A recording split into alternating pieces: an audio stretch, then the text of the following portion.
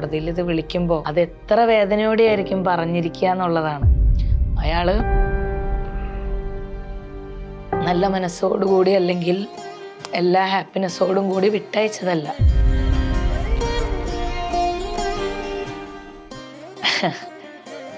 അതായിരുന്നു എൻ്റെ ഏറ്റവും ഹാർഡസ്റ്റ് ആയിട്ടുള്ള ഒരു വിഷമം. നമ്മളൊരു അലിഗേഷൻ പറയുമ്പോൾ അത് എന്ത്, എപ്പോൾ, എവിടെ, എങ്ങനെ എന്നുള്ളൊരു സാഹചര്യം ഉണ്ടല്ലോ. സാഹചര്യം എപ്പോഴും ഞാൻ ക്ലിയർ ചെയ്തിട്ടുണ്ട്. അത് അല്ല എന്ന് തെളിയിക്കേണ്ടത് ഓപ്പോസിറ്റ് നിൽക്കുന്ന ആൾക്കാരുടെ ആവശ്യമാണ്, എൻ്റെ ആവശ്യമല്ല. ഒരു 7-8 മാസമൊക്കെ ആയിട്ട് ഞാൻ എൻ്റെ കോസ്റ്റ്യൂം ചേഞ്ചസ് വരുത്തിക്കൊണ്ടിരുന്നത്. കുറച്ച് ഈ ട്രയൽ റൂമിൽ നിന്നുള്ള കുറച്ച് പിക്ചേഴ്സ് ഒക്കെ എൻ്റെ വന്നു. അപ്പോൾ ആളുകൾ ഓൾറെഡി അതിനെ ഭയങ്കര ഓവറായിട്ട് റിയാക്ട് ചെയ്യാൻ തുടങ്ങി. അയാൾ ഇട്ടിട്ട് പോയി എന്നാ തോന്നണത്, അയാള് കൂടെ ഇല്ലാന്നാ തോന്നണത്.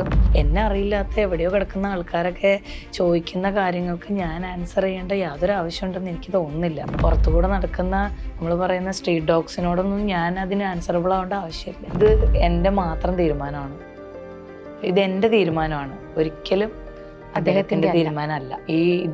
അതുകൊണ്ട് എനിക്കത് വിഷമിച്ചതുകൊണ്ട് കാര്യമില്ല. മൂവ് ഓൺ ചെയ്യുക എന്നുള്ളതാണ്. നിങ്ങൾ മനസ്സിൽ കാണുന്ന ഇവന്റ് അത് ഏതുമായിക്കോട്ടെ, അതിനെ കൂടുതൽ കളർഫുൾ ആക്കാൻ കൂടുതൽ സ്പെഷ്യൽ കണ്ടന്റോടുകൂടി milestone events, birthday party, engagement, കല്യാണം, കോർപ്പറേറ്റ് ഇവന്റ്സ്, അങ്ങനെ ഏത് ഇവന്റ്സും കൂടുതൽ സ്പെഷ്യൽ കണ്ടന്റോടുകൂടി നമുക്ക് മനോഹരമാക്കാം മൈൽസ്റ്റോൺ ഇവന്റ്സിലൂടെ. നമസ്കാരം. മൈൽസ്റ്റോൺ മേക്കേഴ്സിന്റെ എല്ലാ പ്രേക്ഷകർക്കും ബി വിത്ത് രമ്യയിലേക്ക് സ്വാഗതം. ഇന്ന് ബി വിത്ത് രമ്യയിൽ എന്നോടൊപ്പം ഉള്ളത് റോഷ്ന. ഹായ് റോഷ്ന. ഹായ് ചേച്ചി, നമസ്കാരം. നമസ്കാരം. സുഖമായിട്ടിരിക്കുന്നു? സുഖമായിട്ടിരിക്കുന്നു. റോഷ്ന ഇപ്പം ഇൻസ്റ്റയിലിട്ട ഒരു പോസ്റ്റ് അതെല്ലാവരും തന്നെ കണ്ടു. ഒരുപാട് എല്ലാവരും അതിന് വന്നിട്ട് ഭയങ്കര പോസിറ്റീവായിട്ടുള്ള രീതിയിൽ, ഭയങ്കര സപ്പോർട്ടീവായിട്ടുള്ള രീതിയിൽ എല്ലാവരും ആ ഒരു രീതിയിലാണ് അതിനെ വെൽക്കമിങ് ആയിട്ടാണ് എടുത്തിരിക്കുന്നത്.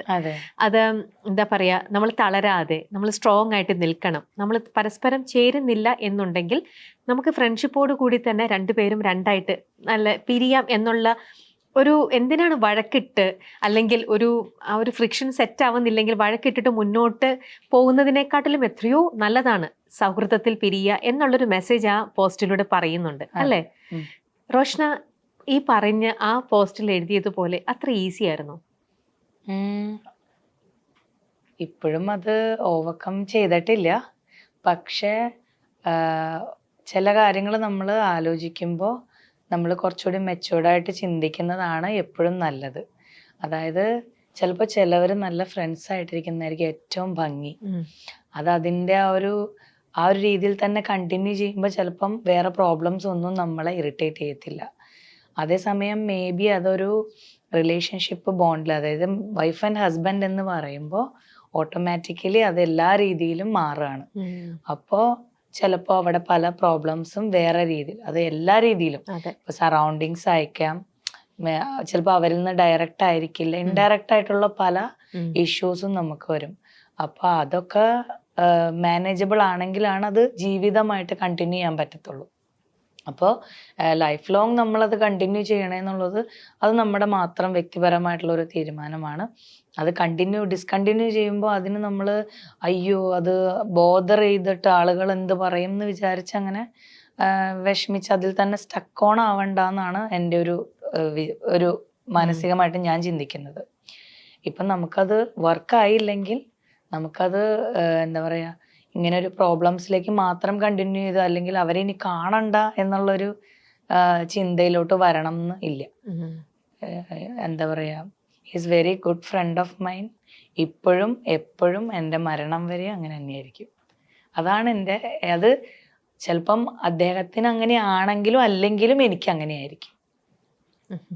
പക്ഷെ ഇത്തരത്തിലുള്ളൊരു തീരുമാനം അത് വളരെ എന്താ പറയാ ആഴത്തിലുള്ളൊരു തീരുമാനം തന്നെയാണ്. വളരെ നമുക്ക് പെയിൻഫുൾ ആയിട്ടുള്ളൊരു തീരുമാനം തന്നെയാണ്. നമ്മൾ ആരും ഇത് ഇങ്ങനെ സംഭവിക്കണം എന്നോ ആഗ്രഹിക്കുന്നു പോലും ഇല്ല അല്ലെ, ആരും.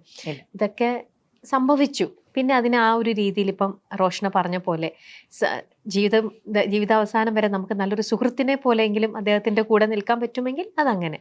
പക്ഷേ നമുക്കിങ്ങനെ ഒരു തീരുമാനം എത്തുന്നതിന് മുമ്പേ നമ്മളിപ്പോഴും എത്ര നമ്മൾ ഫോർവേഡായിട്ട് നമ്മൾ ചിന്തിക്കുന്നു, നമ്മൾ ചെയ്യുന്നു എന്നൊക്കെ പറഞ്ഞാലും നമ്മളെ ചുറ്റിപ്പറ്റിയുള്ള നമ്മുടെ ആ ഒരു സുഹൃത്ത് വലയമായിക്കോട്ടെ, ഫാമിലി ആയിക്കോട്ടെ, സൊസൈറ്റി ആയിക്കോട്ടെ, ഇവർക്കൊക്കെ നമ്മൾ ആൻസറബിൾ ആണല്ലേ? അതെ.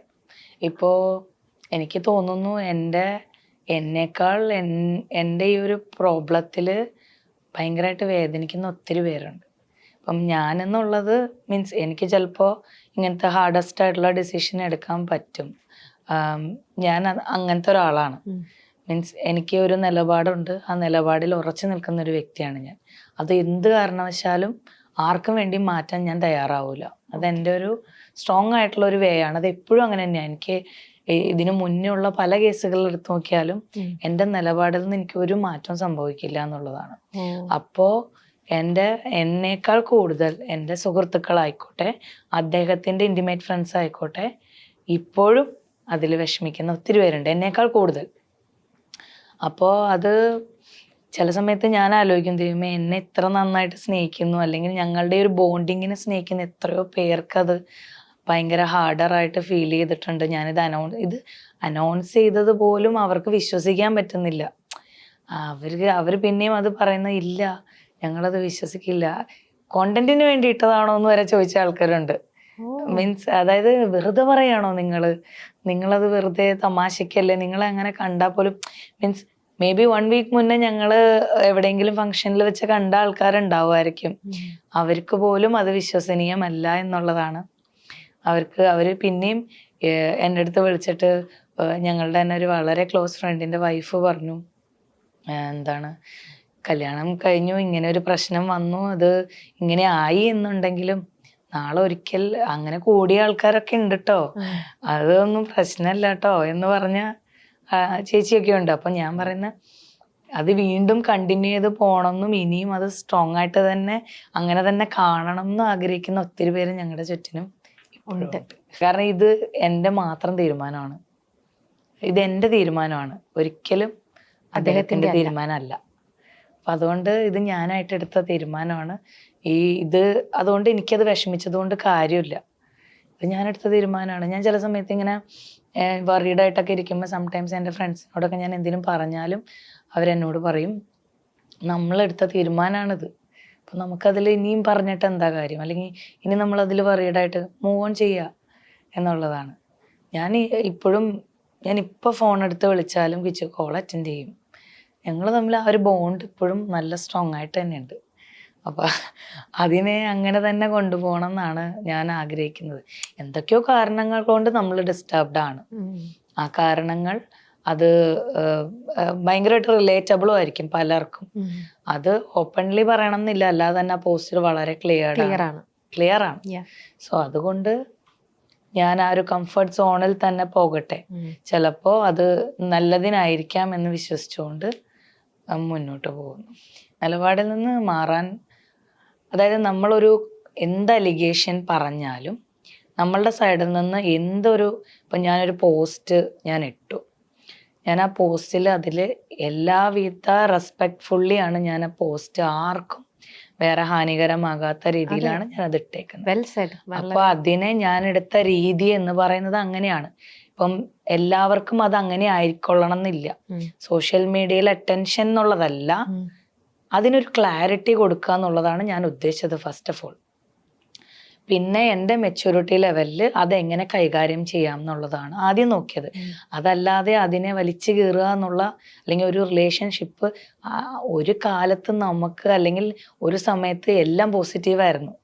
അപ്പോൾ പെട്ടെന്ന് അതിനെ നമ്മൾ അയ്യോ അതങ്ങനെയല്ല ഇങ്ങനെയല്ല, അല്ലെങ്കിൽ ഇനി അൺഫോളോ ചെയ്തു, ഞങ്ങൾ ഫോളോവേഴ്സ് ആണല്ലോ, അപ്പോൾ അൺഫോളോ ചെയ്ത് പോവുക, അല്ലെങ്കിൽ അങ്ങനത്തെ ഒരു രീതിയിലോട്ട് പോകേണ്ട ആവശ്യമില്ല. അതിനെ നമ്മൾ എടുക്കുന്ന രീതി കുറച്ച് നല്ല രീതിയിൽ കണ്ടുകൊണ്ട് തന്നെ അതിനെ സെറ്റിൽ ചെയ്യുക എന്നുള്ളതാണ് ഞാൻ ചെയ്തിരിക്കുന്നത്. അത് ഇതിന് മുന്നേ ആയിക്കോട്ടെ, എന്ത് കാര്യങ്ങൾ എടുക്കുമ്പോഴും ഞാൻ ആ ഒരു മെച്യൂരിറ്റി ലെവൽ കീപ്പ് ചെയ്തിട്ട് തന്നെയാണ് ചെയ്തേക്കുന്നത്. നമ്മളൊരു അലിഗേഷൻ പറയുമ്പോൾ അത് എന്ത്, എപ്പോൾ, എവിടെ, എങ്ങനെ എന്നുള്ളൊരു സാഹചര്യം ഉണ്ടല്ലോ, സാഹചര്യം എപ്പോഴും ഞാൻ ക്ലിയർ ചെയ്തിട്ടുണ്ട്. അത് അല്ല എന്ന് തെളിയിക്കേണ്ടത് ഓപ്പോസിറ്റ് നിൽക്കുന്ന ആൾക്കാരുടെ ആവശ്യമാണ്, എൻ്റെ ആവശ്യമല്ല. അപ്പൊ അതല്ല എന്ന് അവർ തെളിയിക്കാത്തോടത്തോളം കാലം അത് എങ്ങനെ ശരിയല്ലാതെ ആകും അല്ലേ? അപ്പൊ ഞാൻ അങ്ങനെയാണ് ചിന്തിക്കുന്നത്.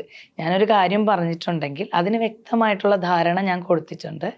ആ ധാരണ അല്ല എന്ന് തെളിയിക്കേണ്ടത് ഓപ്പോസിറ്റ് നിൽക്കുന്ന അവരുടെ ബാധ്യതയാണ്, എൻ്റെ ബാധ്യതയല്ല.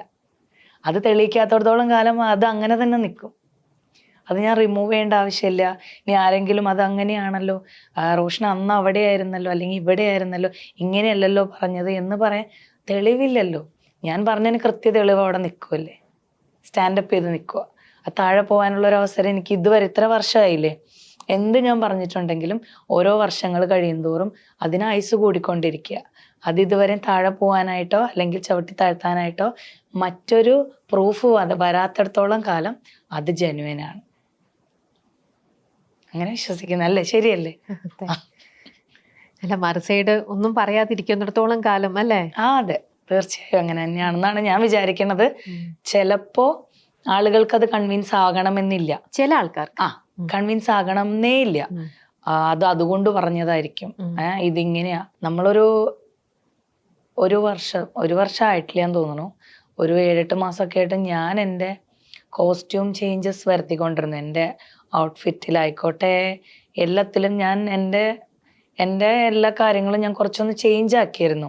കുറച്ച് വെസ്റ്റേൺ ടൈപ്പൊക്കെ ഞാൻ യൂസ് ചെയ്യാൻ തുടങ്ങി. കുറച്ച് ട്രയൽ റൂമിൽ നിന്നുള്ള കുറച്ച് പിക്ചേഴ്സ് ഒക്കെ എൻ്റെ വന്നു. അപ്പോൾ ആളുകൾ ഓൾറെഡി അതിനെ ഭയങ്കര ഓവറായിട്ട് റിയാക്ട് ചെയ്യാൻ തുടങ്ങി. ഓവർ റിയാക്ട് എന്ന് വെച്ച് കഴിഞ്ഞാൽ അതിൻ്റെ ഏറ്റവും അറ്റ് ദ ടോപ്പ്, എനിക്കിപ്പോൾ ബുള്ളിങ് ആദ്യമായിട്ടല്ല, എനിക്കത് കുഴപ്പമില്ല, ഞാൻ ബോദർ ചെയ്യാറില്ല.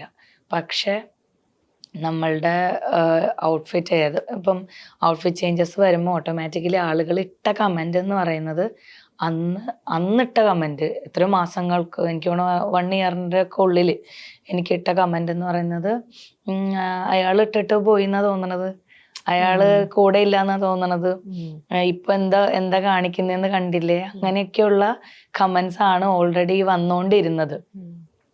അപ്പൊ ഞാൻ ഓൾറെഡി അതിന് റിപ്ലൈ ഒന്നും കൊടുക്കാറില്ല, ഞാൻ ബോദർ ചെയ്യാറില്ല.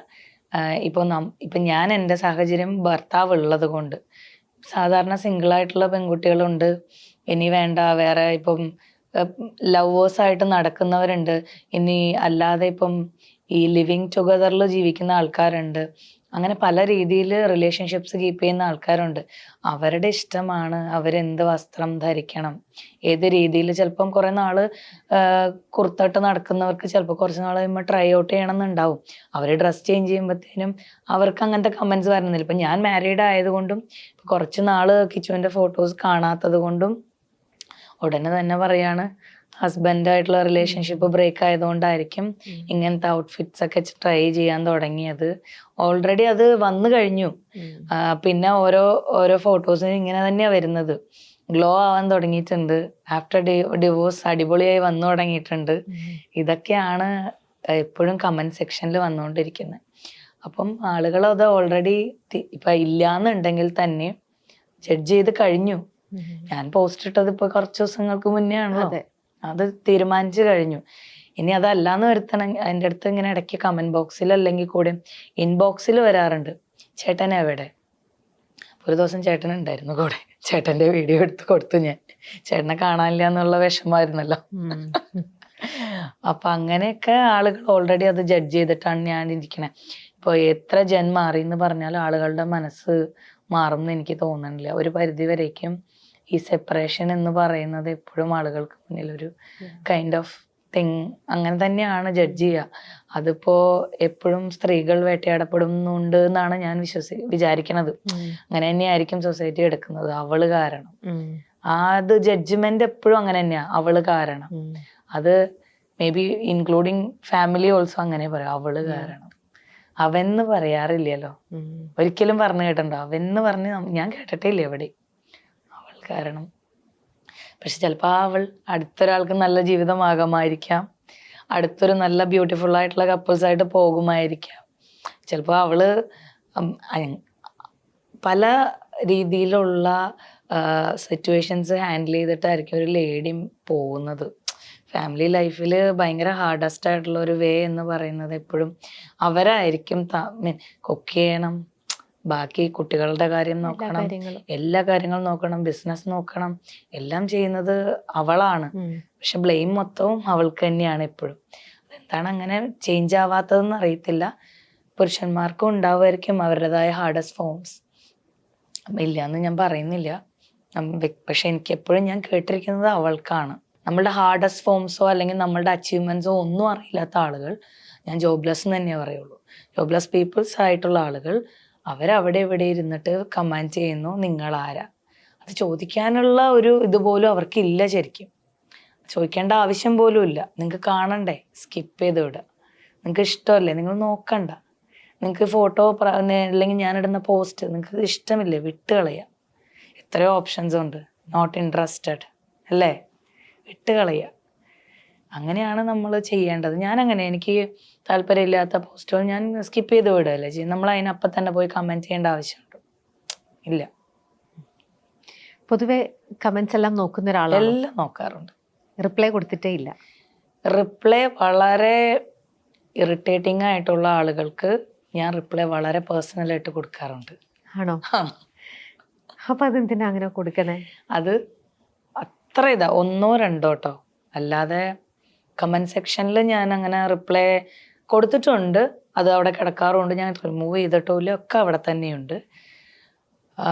പക്ഷെ ഭയങ്കര വൾഗറായിട്ട് പാരൻസിനെയോ അല്ലെങ്കിൽ നമ്മളായിട്ട് അത്രയും വൾഗറായിട്ടുള്ള കമൻസ് ഒക്കെ വരുമ്പോൾ ഞാൻ അവർക്ക് അതിനനുസരിച്ചുള്ള റിപ്ലൈ കൊടുക്കാറുണ്ട്. അതുകൊണ്ട് എനിക്ക് കിട്ടുന്ന പോലെ തന്നെ അവർക്കും ആ ഒരു ഇറിറ്റേഷൻ കിട്ടിക്കോട്ടെ. സ്വന്തമായിട്ട് നിലപാടെടുക്കുന്നത് അത് ഏതൊരു സിറ്റുവേഷനിലും പലപ്പോഴും എടുത്തിട്ടുള്ളപ്പോഴൊക്കെ ഒരു ബെസ്റ്റ് ഫ്രണ്ട് ഉണ്ടോ റോഷനയുടെ ലൈഫിൽ? ആ ഒരു ഫ്രണ്ടിന്റെ ഒപ്പീനിയൻ എടുക്കാറുണ്ടോ, അതോ പാരൻസിന്റെയോ? അങ്ങനെ ആരെങ്കിലും ഒരു വ്യക്തിയുടെ അടുത്തും കൂടെ ചോദിച്ചിട്ടാണോ എപ്പോഴും ജീവിതത്തിൽ ഏത് കാര്യങ്ങൾക്കാണെങ്കിലും ഒരു കൺക്ലൂഷനിലേക്ക് എത്തുക? ഇല്ല, ബെസ്റ്റ് ഫ്രണ്ട് ഇല്ല. ആരോടും ഞാൻ ചോദിക്കാറില്ല. പക്ഷെ ഞാൻ എല്ലാം എൻ്റെ മദറിനോട് ഷെയർ ചെയ്യാറുണ്ട്, എൻ്റെ ബ്രദറിനോടും ഷെയർ ചെയ്യാറുണ്ട്. അവരോട് രണ്ടുപേരോടാണ് ഈ ജീവിതാവസാനം വരെ ഞാൻ കടപ്പെട്ടിട്ടുള്ളൂ. അവരോട് ഞാൻ എല്ലാം പറയാറുണ്ട്. അതല്ലാതെ എനിക്ക് ഒരു ഒപ്പീനിയൻ, നമ്മളുടെ ലൈഫിൽ ഒരു ഒപ്പീനിയൻ ആർക്കും തരാൻ പറ്റില്ല. ഈവൻ എൻ്റെ അമ്മയ്ക്ക് പോലും എൻ്റെ ലൈഫിൽ എനിക്ക് ഒരു ഒപ്പീനിയൻ പറയാൻ പറ്റില്ല. കാരണം ഞാനൊരു വേറെ ആളാണ്. അതെ, അമ്മ വേറൊരാളാണ്, എൻ്റെ ബ്രദർ വേറൊരാളാണ്. അവർക്ക് അഭിപ്രായങ്ങൾ പറയാം, അത്രേ ഉള്ളൂ. അത് കേൾക്കണോ വേണ്ടിയെന്നുള്ളത് എൻ്റെ തീരുമാനമാണ്. ഞാൻ എടുക്കുന്നതിൻ്റെ ഇപ്പം ഞാൻ തന്നെ എടുത്ത തീരുമാനമാണ് എൻ്റെ മാരേജ്, ഞാൻ തന്നെ എടുത്ത തീരുമാനമാണ് ഇത്.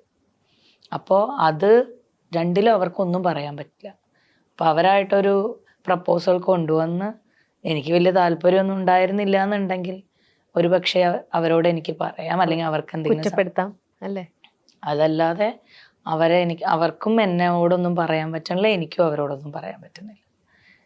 അപ്പോൾ നീയല്ലേ ഇത് തീരുമാനിച്ചത്, നീയല്ലേ ഇങ്ങോട്ട് പോയത്, ഞങ്ങൾ അന്നേ പറഞ്ഞതല്ലേ, ഇതേ വരുള്ളൂ. തീർച്ചയായിട്ടും. അപ്പൊ അതെല്ലാ വീട്ടിലും അങ്ങനെ തന്നെയാണ് പറയുക അല്ലേ. അതെ, നമ്മൾ സ്വയം എടുത്ത ഒരു തീരുമാനം പാളിപ്പോയെങ്കിൽ മറ്റുള്ളൊരു വ്യക്തി, അത് ആരാണെങ്കിലും, ഈ പറയുന്ന നമ്മളാണെങ്കിലും ആ വ്യക്തിയോട് അങ്ങനെ തന്നെയാ ചോദിക്കുക അല്ലെ. ഞാൻ അന്നേ നിന്റെ അടുത്ത് പറഞ്ഞതല്ലേ ഇത് വേണ്ട വേണ്ടാന്ന്, അപ്പം നിനക്കിത് ശരിയെന്ന് തോന്നി അന്ന് ചെയ്തത് കൊണ്ടല്ലേ ഇന്നിപ്പോ ഇത് അനുഭവിക്കുന്നത്. ഇതെന്റെ അമ്മ സ്ഥിരമായിട്ട് പറയുന്ന ഒരു ഡയലോഗാണ്. അപ്പൊ അതുകൊണ്ട് അമ്മയ്ക്കാണെങ്കിൽ ഇങ്ങനെ പറയാൻ പറ്റുള്ളൂ. പിന്നെ അമ്മ ഒരു എന്താ പറയാ, ഇപ്പം ഞാൻ ഒരു മകള് ഒരു മകൻ, രണ്ടുപേരേ ഉള്ളൂ ഞങ്ങള്. അപ്പോൾ മകളെ കല്യാണം കഴിച്ചു വിട്ടിട്ടും പരാതികൾ തീരുന്നില്ല.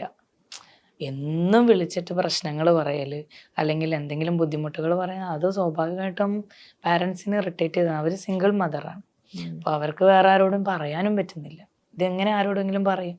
അവർക്കും അതിൻ്റെതായ ബുദ്ധിമുട്ടുകളുണ്ട്, സാഹചര്യങ്ങളൊക്കെ ഞാൻ മനസ്സിലാക്കേണ്ടിയിരുന്നു. ശരിക്കും പറഞ്ഞാൽ ഞാൻ പറയാനേ പാടില്ല, പക്ഷെ എന്നിട്ടും ഞാൻ എല്ലാം വിളിച്ച് പറയും. അപ്പൊ അവർക്കത് ബുദ്ധിമുട്ടാവുന്നുണ്ടെന്ന് വിഷമാവുന്നുണ്ടെന്നൊന്നും ഞാൻ അന്ന് ചിന്തിച്ചിരുന്നില്ല. അപ്പോ അമ്മ പറയും, ഞാൻ എന്തെല്ലാം വഴികളിലൂടെ കടന്നു വന്നു, ഞാൻ എന്തെല്ലാം പ്രോബ്ലംസ് സോൾവ് ചെയ്തിട്ടാണ് നിങ്ങളെ വളർത്തുന്നത്, എന്നിട്ട് ഞാൻ ഇന്നേ വരെ ഒരു പരാതിയോ പ്രശ്നമോ നിങ്ങളോട് പറഞ്ഞിട്ടുണ്ടോ? നിങ്ങൾക്ക് എന്നും പ്രശ്നങ്ങളാണ്. അപ്പോൾ അത് എൻ്റെ അമ്മ പറയുന്നതിൽ വളരെ ക്ലിയറും അമ്മ പറയുന്ന സ്റ്റാൻഡും വളരെ കറക്റ്റുമാണ്.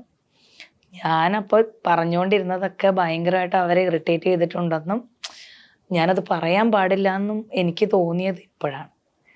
ഞാനെല്ലാം പറയുമായിരുന്നു, എല്ലാം ഈ ഉള്ളി പൊളിച്ച പോലെ എല്ലാം പറയും. ഇപ്പൊ തോന്നുന്നുണ്ട് അങ്ങനെ പറയേണ്ടിയിരുന്നില്ല. അത് അമ്മയ്ക്ക് അത്രയും ഹാർഡായിട്ട് ഫീൽ ചെയ്തിട്ടുണ്ടെന്ന്. അമ്മ അത് നല്ല രീതിയിൽ അമ്മ ബുദ്ധിമുട്ടായിട്ടുണ്ടെന്നും എനിക്കിപ്പോഴാണ് മനസ്സിലായത്. അമ്മ അത് ഒരുപാട് ഓവർകം ചെയ്ത് വന്ന ഒരാളാണ്.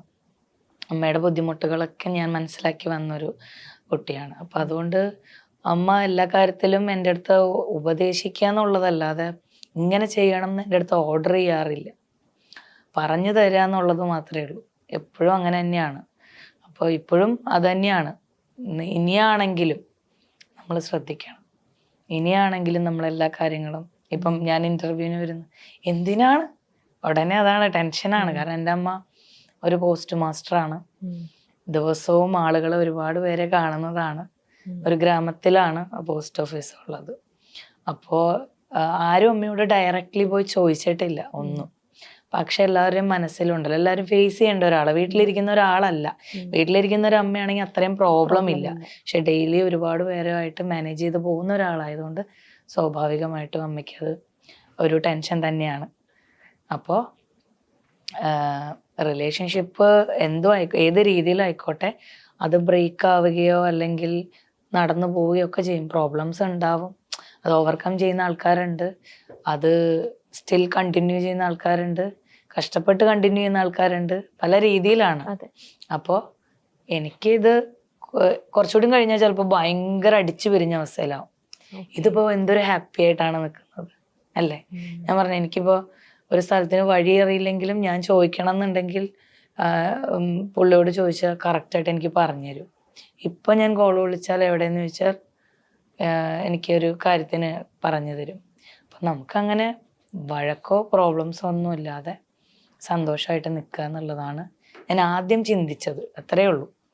അതിൽ സെപ്പറേഷൻ എന്നുള്ളതല്ല, സമാധാനം.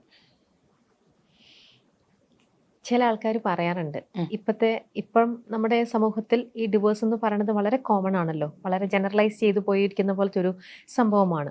പരസ്പരം ചേരുന്നില്ലെങ്കിൽ നമ്മൾ എന്തിനാണ് അവിടെ ഒരു അഡ്ജസ്റ്റ്മെൻറ്റോ അണ്ടർസ്റ്റാൻഡിങ് ഒരു രീതിയിലുള്ളൊരു കോംപ്രമൈസോ ഒന്നും വേണ്ട, നമുക്കിപ്പോൾ തന്നെ അങ്ങ് പിരിഞ്ഞേക്കാം എന്ന് പറഞ്ഞൊരു സെക്കൻഡ് ചാൻസ് പലരും കൊടുക്കുന്നില്ല എന്ന് നമ്മുടെ ഇവിടെ തന്നെയുള്ള മുതിർന്ന ആൾക്കാർ എപ്പോഴും പറയുന്നുണ്ട്. അതുകൊണ്ടാണല്ലോ ഇന്നിപ്പോൾ സമൂഹത്തിൽ ചെറുപ്രായക്കാരുടെ ഇടയിൽ ഒരുപാട് ഡിവോഴ്സുകൾ നടക്കുന്നതെന്നുള്ളതും.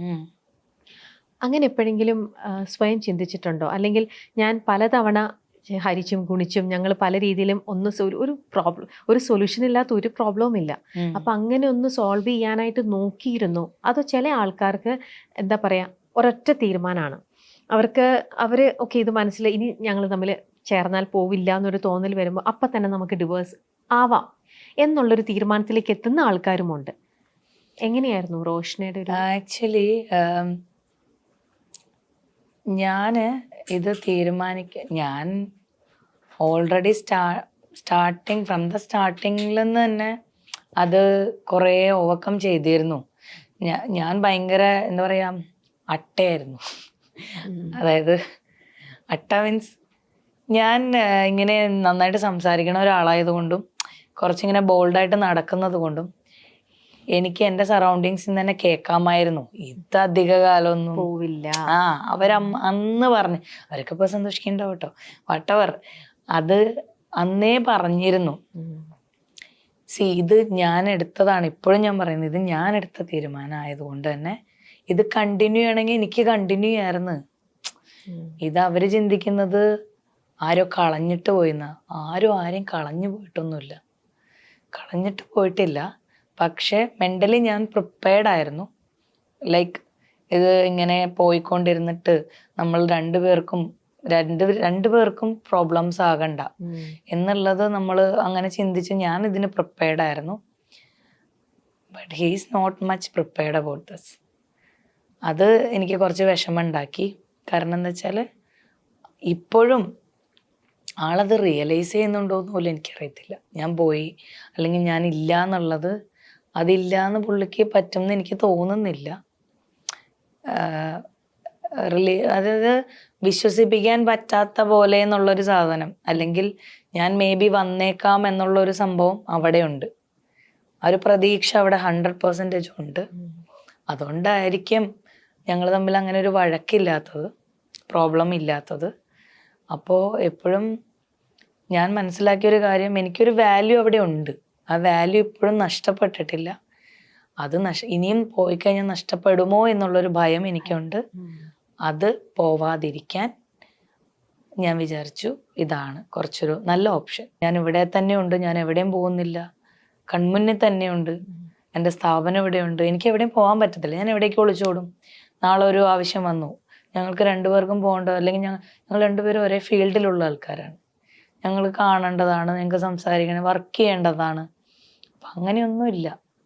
അത് നമ്മൾ അവരോട് കാണിച്ചതും അവർ നമ്മളോട് ചെയ്തതുമായിട്ടുള്ള കാര്യങ്ങളുടെ ഒരു ഒരു ഒരു ഇതനുസരിച്ച്, ഗ്രാഫ് അനുസരിച്ചിരിക്കും ആ ഒരു വാല്യൂ. ഗിവ് ആൻഡ് ടേക്ക് എന്നുള്ള സാധനം എപ്പോഴും കീപ്പ് ചെയ്യുക. അവിടെ എനിക്ക് ആ റെസ്പെക്റ്റ് ഉണ്ട്, അവിടെ നിന്ന് ഇങ്ങോട്ടും ആ റെസ്പെക്റ്റ് ഉണ്ട്, ആ ഒരു വാല്യൂ ഉണ്ട്.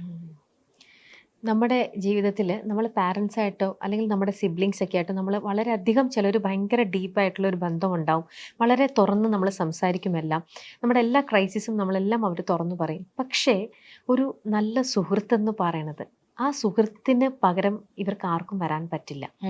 ഒരു ഗുഡ് ഫ്രണ്ട്, ഒരു ബെസ്റ്റ് ഫ്രണ്ട് നമ്മുടെ ലൈഫിലുണ്ടെങ്കിൽ, അല്ലെ നമ്മുടെ ഇതൊക്കെ കേൾക്കാൻ ഒരാളുണ്ടെങ്കിൽ, നമ്മളെ ഒന്ന് ശാസിക്കാനോ നമ്മളുടെ അടുത്തൊരു ഉപദേശം തരാനായിട്ടോ ഒരു ഗുഡ് ഫ്രണ്ട് ഉണ്ടെങ്കിൽ അത് വേറൊരു സ്പേസ് തന്നെയാണ്. അത് എത്ര അടുപ്പമുള്ള അച്ഛനോ അമ്മയോ സിബ്ലിങ്സിനോ പോലും വെക്കാൻ പറ്റില്ല. ഓരോരുത്തർക്കും ഓരോരുത്തരുടേതായിട്ടുള്ളൊരു സ്ഥാനവും സ്പേസും ഉണ്ടല്ലോ. റോഷനയുടെ ലൈഫിൽ ഒരു ബെസ്റ്റ് ഫ്രണ്ട് ഇല്ല എന്ന് പറഞ്ഞു.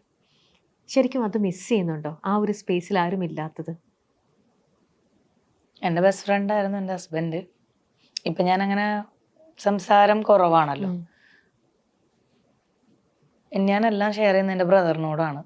എൻ്റെ അമ്മ എന്നുള്ളതിന് അമ്മ ചിലപ്പോൾ നമ്മളായിട്ട് പെട്ടെന്ന് അടിയൊക്കെ ഉണ്ടാക്കും.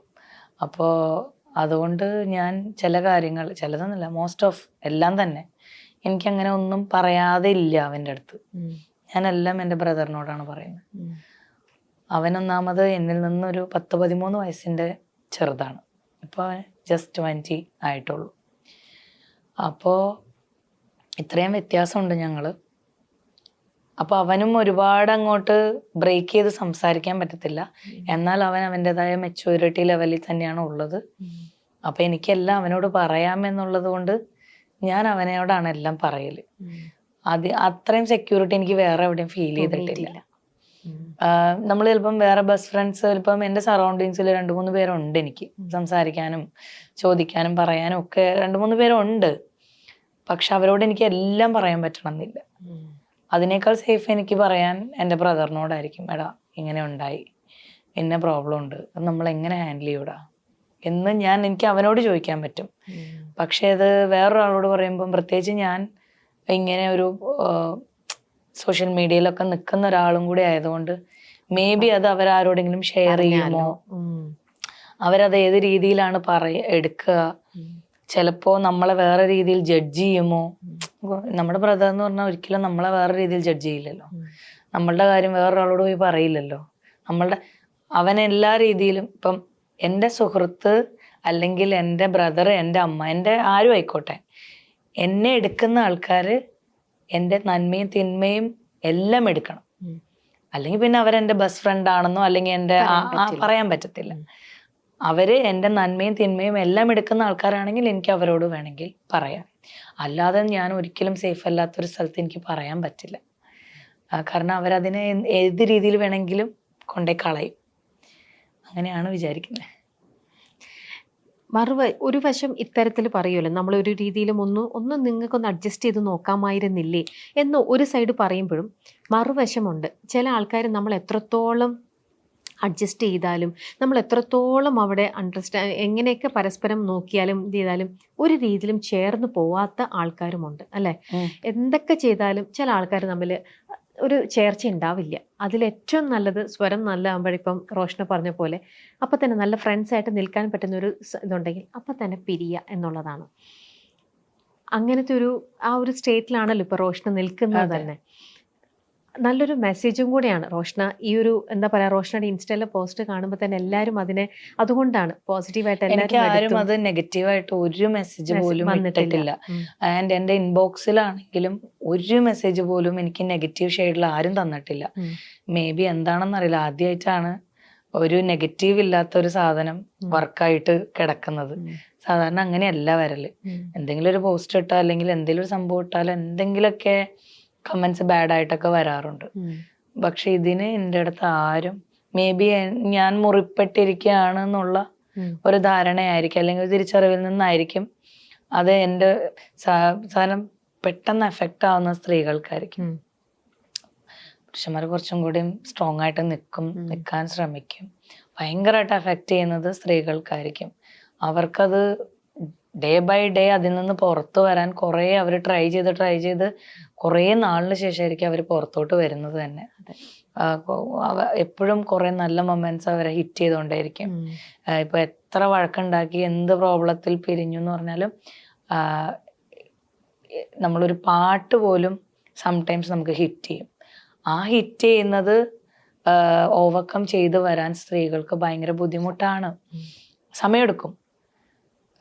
പക്ഷെ എനിക്ക് അങ്ങനെ തോന്നണില്ല എൻ്റെ കാര്യത്തിൽ. അത് എനിക്ക് തോന്നണത് ഞങ്ങൾ നല്ല ബോണ്ടിൽ നിൽക്കണോണ്ടായിരിക്കും. പോയി എന്നുള്ളൊരു സാധനം മൈൻഡിലില്ല. അല്ലെങ്കിൽ നമ്മൾ എന്താ പറഞ്ഞ ഇനി ഒരിക്കലും ഇല്ല എന്നുള്ള സാധനം എൻ്റെ മൈൻഡിലില്ല.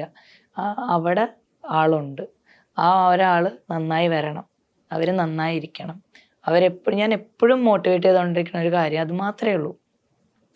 വർക്ക് ചെയ്യുക, നമ്മളുടെ പ്രൊഫഷണൽ സൈഡ് നന്നായിട്ട് കീപ്പ് ചെയ്യുക, നമ്മുടെ ഹെൽത്ത് സൈഡ് എപ്പോഴും ഹാപ്പി ആയിട്ട് ഇരിക്കാൻ ശ്രമിക്കുക. അപ്പം ഞാൻ എൻ്റെ ഭാഗം എന്തോ ആയിക്കോട്ടെ, ഏത് രീതിയിലും ആയിക്കോട്ടെ, അയാൾ ഹയസ്റ്റ് ഫോമിൽ പോകണം, ഹയസ്റ്റ് ലെവലിൽ കാണണം, നല്ല നല്ല കാര്യങ്ങൾ പുറത്തേക്ക് വരണം, എപ്പോഴും ഹാപ്പി ന്യൂസസ് കേൾക്കണം എന്നുള്ളതാണ് എൻ്റെ ആഗ്രഹം. അത് വലിയൊരു മനസ്സായതുകൊണ്ടാണ്, എല്ലാവർക്കും അങ്ങനെ ചിന്തിക്കാൻ ഇപ്പോഴും അത് തന്നെയാ പറയുന്നത്. അത് റോഷനയുടെ വലിയൊരു മനസ്സായതുകൊണ്ടാണ്. അങ്ങനെ ഇപ്പോഴും സ്നേഹിക്കുന്നുണ്ട്, ഒരു സുഹൃത്തിനെ പോലെ കരുതുന്നുണ്ട്, കരുതലുണ്ട്. അല്ല, ഞാനൊരു 3.5 കൊല്ലം ഞങ്ങൾ നല്ല സുഹൃത്തുക്കളായിരുന്നു. അത് കഴിഞ്ഞിട്ടാണ് ഞങ്ങള് ഈ ഒരു ലൈഫിലേക്ക് അല്ല 3 വർഷത്തോളം ഞങ്ങൾ നല്ല സുഹൃത്തുക്കളായിരുന്നു. 5 വർഷം ഒന്ന് കണക്കാക്കിയാ പോരാ, ഞങ്ങളൊരു 8-9 കൊല്ലം ഞങ്ങൾ ഇതിന്റെ ഇൻവെസ്റ്റഡ് ആയിട്ടുള്ളതാണ് ഇതില്, ഈ ഒരു ബോണ്ടിലേക്ക്. അപ്പോൾ അതുകൊണ്ട് ഇത് പെട്ടെന്ന് ഒരു സുപ്രഭാതത്തിൽ കളഞ്ഞിട്ട് പോകാനൊന്നും നമുക്ക് ആർക്കും പറ്റില്ല, ആരെയും കൊണ്ട് സാധിക്കില്ല. അതിന് അതിൻ്റെതായ എന്താ പറയുക സാഹചര്യങ്ങൾ വന്ന് എനിക്ക് ഓൾറെഡി അത് മതി, കുറച്ച് നാള് സമാധാനം അതിൽ പോട്ടെ എന്ന് ഞാൻ തീരുമാനിച്ചു. അപ്പോൾ ഇനിയും അത് മുന്നോട്ട് പോകണോ അല്ലെങ്കിൽ മുന്നോട്ട് പോകണ്ടെന്ന് ഞാൻ തീരുമാനിക്കണം. അവിടെ ഒരു പ്രോബ്ലം ഇല്ല, അവിടെ ഒരു പ്രശ്നമില്ല. എല്ലാവരും ചിന്തിക്കുന്ന റോഷനെ കളഞ്ഞിട്ട് പോയെന്ന്. റോഷനെ ആരും കളഞ്ഞിട്ടില്ല. ഞാനാണ് എനിക്കൊരു സമാധാനത്തിന് അല്ലെങ്കിൽ എൻ്റെ ഒരു പീസ്ഫുൾനെസ്, എനിക്ക് ഏറ്റവും ബ്രേക്ക് ആയിട്ടുള്ള കാര്യം എന്ന് പറയുന്നത്, നമ്മൾ കോടതിയിൽ ഇത് വിളിക്കുമ്പോൾ ചോദിക്കുമല്ലോ, ചോദിച്ചപ്പോൾ രണ്ടുപേരും മ്യൂച്വലി പറയണം. എൻ്റെ ടെൻഷൻ അത് പറയുമോ എന്നുള്ളതായിരുന്നു. അത് പറയുമോ എന്നുള്ളതിന് വേണ്ടി ഞാൻ പഠിപ്പിച്ച് മടുത്തു. അപ്പം ഞാൻ ആദ്യം അദ്ദേഹത്തോടാണ് ചോദിച്ചത്. അപ്പം ഞാൻ ബാക്കിൽ ഇങ്ങനെ നിന്ന് കേട്ടോണ്ടിരിക്കുക. അപ്പം എനിക്ക് നെഞ്ച് പൊട്ടുമായിരുന്നു. അത് എത്ര വേദനയോടെയായിരിക്കും പറഞ്ഞിരിക്കുക എന്നുള്ളതാണ്, വേറൊന്നും കൊണ്ടുമല്ല. ലൈക്ക് നമ്മൾ എത്രത്തോളം ഇഷ്ടമുള്ളത് കൊണ്ടായിരിക്കും ഓക്കെ നിന്റെ സമാധാനത്തിന് ഞാൻ വിടുകയാണ്, നീ കുറച്ച് നാൾ പീസ്ഫുള്ളായിട്ടിരിക്കുക എന്ന് പറയുന്നത് ശരിയല്ലേ? ഉറപ്പായിട്ടും അത് അങ്ങനെയായിരിക്കും. അയാൾ നല്ല മനസ്സോടുകൂടി അല്ലെങ്കിൽ എല്ലാ ഹാപ്പിനെസ്സോടും കൂടി വിട്ടയച്ചതല്ല. നീ കുറച്ച് നാൾ പീസ്ഫുള്ളായിട്ടിരിക്കുക, സന്തോഷമായിട്ടിരിക്കുക, അതിനു വേണ്ടി നമ്മളെ വിട്ടയച്ചതാണ്. അപ്പം അതായിരുന്നു എൻ്റെ ഏറ്റവും ഹാർഡസ്റ്റ് ആയിട്ടുള്ള ഒരു വിഷമം എന്ന് പറയുന്നത്. അയാൾ എത്ര വിഷമത്തോടു കൂടിയായിരിക്കും അത് പറഞ്ഞിട്ടുണ്ടാവുക എന്നുള്ളതായിരുന്നു എന്നെ ഹിറ്റ് ചെയ്തൊരു ഒറ്റൊരു സാധനത്തിൽ എനിക്ക് വേദനിച്ചത്. അത് മാത്രമേ ഉള്ളൂ, വേറെ ഒന്നും എനിക്ക് ഇത്ര നാൾ ഞാൻ ഓക്കെ ഞാൻ പോവാണ് അല്ലെങ്കിൽ ഞാൻ ഇല്ല അല്ലെങ്കിൽ ഞാൻ പോട്ടെ എന്നുള്ളൊരു സാധനത്തിലൊക്കെ വന്നപ്പോഴൊക്കെ കുറേ ട്രൈ ചെയ്തെങ്കിലും എനിക്ക് ആ ഒരു മൊമെന്റ് എനിക്ക് ഭയങ്കരമായിട്ട് വിഷമം തോന്നുന്നൊരു കാര്യം, അയാൾ എത്ര വേദനയോടെ ആയിരിക്കും നമ്മളെ പറഞ്ഞു വിട്ടിട്ടുണ്ടാവുക. അത്രേ ഉള്ളൂ, അത് മാത്രമേ ഉള്ളൂ. അപ്പൊ ആളുകൾ ചിന്തിക്കുന്ന പോലെ എന്താ പറയാ, ഞാൻ എൻ്റെ തോന്നിവാസത്തിന് ഇറങ്ങിപ്പോന്നു അതുമല്ല. വളരെ ക്ലിയർ ആയിട്ടുള്ള, നമുക്ക് നല്ല എവിഡൻ്റ് ആയിട്ടുള്ള കാരണങ്ങളുണ്ട്. അതങ്ങനെ തന്നെ നിൽക്കട്ടെ. നമ്മൾ രണ്ടുപേരും അങ്ങനെ നിൽക്കുമ്പോൾ എല്ലാ രീതിയിലും ഒരു സമാധാനം വരട്ടെ, സന്തോഷം വരട്ടെ.